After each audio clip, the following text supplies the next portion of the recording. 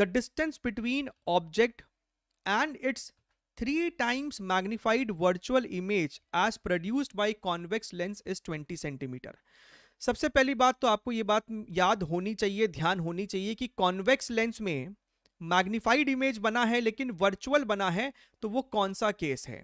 तो जाहिर सी बात है कि वो वाला केस होगा जब ऑब्जेक्ट आपको ऑप्टिकल सेंटर और फोकस के बीच में रहता है। यहां पे अगर हमने फोकस मान लिया है तो आपको ऑब्जेक्ट है ना कहीं यहां पे रहा होगा, जिस कारण से आपको एक वर्चुअल इमेज बना है। तो वर्चुअल इमेज भी आपको सेम साइड बनता है।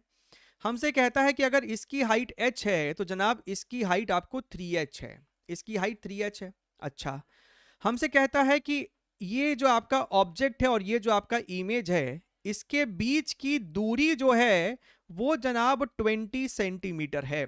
तो फोकल लेंथ आपको लेंस का कितना होने वाला है? ठीक है, हम कह रहे हैं कि मान लो ये जो आपका दूरी है, ये दूरी आपका x है। ये x क्या है? बेसिकली ऑब्जेक्ट का लेंस से दूरी x है।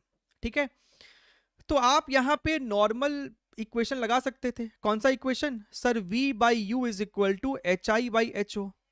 समझ रहे हो? आपका v कितना होगा? What is image distance? 20 plus X है, आपको साइन के साथ लगाना है तो -20 प्लस एक्स लगा लो। आपका ऑब्जेक्ट डिस्टेंस -x है, आपका इमेज का हाइट 3h है, आपका ऑब्जेक्ट का हाइट h है।